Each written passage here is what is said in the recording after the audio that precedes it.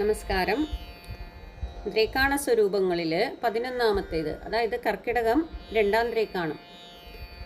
പത്മാർച്ചിതാമൂർധനിഭോഗിയുക്ത സ്ത്രീകർക്കശാരണ്യഗതാ വിരൗതി ശാഖാം പലാശസ്യ സമാശ്രിതാജാ മധ്യേ സ്ഥിതാ കർക്കടകസ്യ രാശേ. 11-ാം ദ്രേക്കാണത്തിനെ പറ്റിയിട്ട് എന്താണ് പറയുന്നത്? അതായത് കർക്കിടകം മധ്യദ്രേക്കാണം.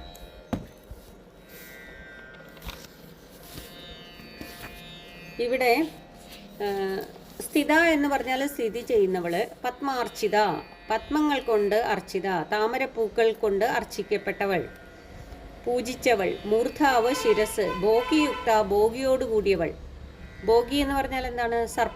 സർപ്പത്തോടു കൂടിയവൾ. കർക്കശ കഠിനമായ യൗവനമുള്ളവൾ. അരണ്യഗത അരണ്യത്തെ ഗമിച്ചവൾ, അതായത് വനത്തെ പ്രാപിച്ചവൾ. പലാംശം എന്ന് പറഞ്ഞാൽ പലാശവൃക്ഷം, പ്ലാശ്, ശാഖ കൊമ്പ്. സമാശ്രിത സമാശ്രയിച്ചവൾ, സമാശ്രയിക്കുക. അപ്പോൾ കർക്കിടകത്തിൻ്റെ 2-ാം ദ്രേക്കാണം സ്ത്രീരൂപമാണ്.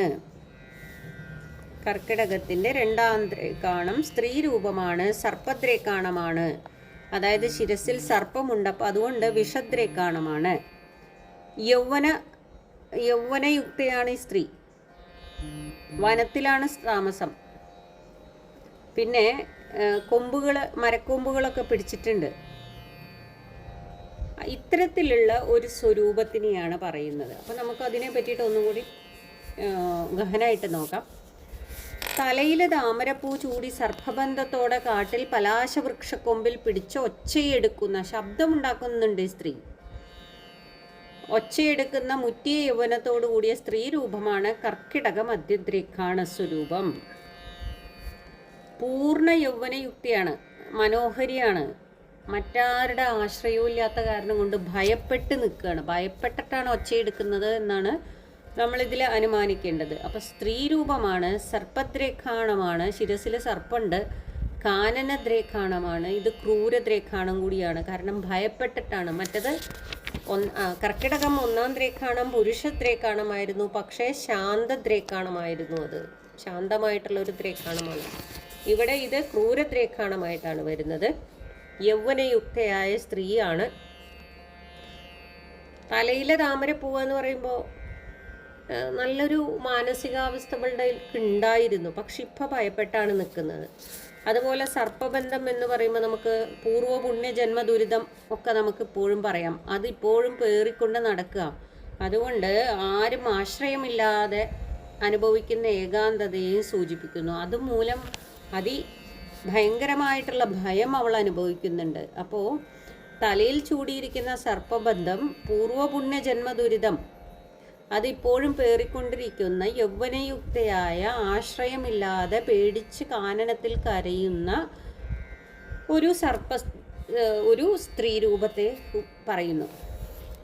കർക്കശ എന്ന് ഉദ്ദേശിക്കുന്നത് കടുത്ത, കഠോരമായ, നിർദ്ധയമായ, നിഷ്ഠൂരമായ, അല്ലെങ്കിൽ നിരാശ ഉള്ള, ദുരാചാരിയായ, ദുർബോധമുള്ള, സ്വാമി ഭക്തി ഇല്ലാത്ത, അങ്ങനെ പല അർത്ഥങ്ങളും നമുക്കതിൽ പറയാം.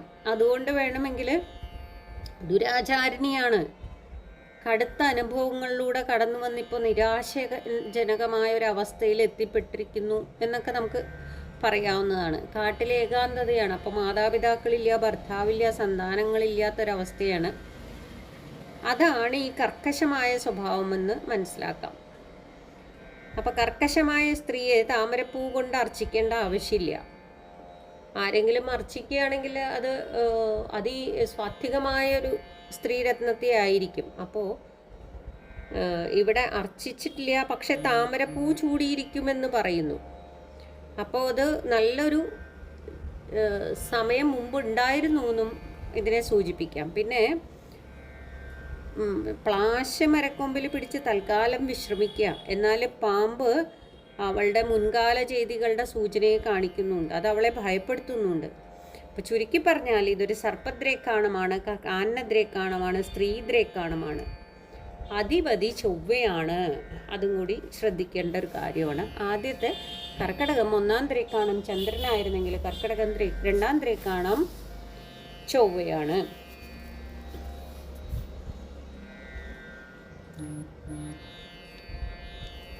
പത്മാർച്ചിതാ മൂർധനി ഭോഗിയുക്ത സ്ത്രീകർക്കശാരണ്യകഥാ വിരോധി ശാഖാം പലാശസ്യ സമാശ്രിതാ ച മധ്യേ സ്ഥിതാ കർക്കടകസ്യ രാശേ.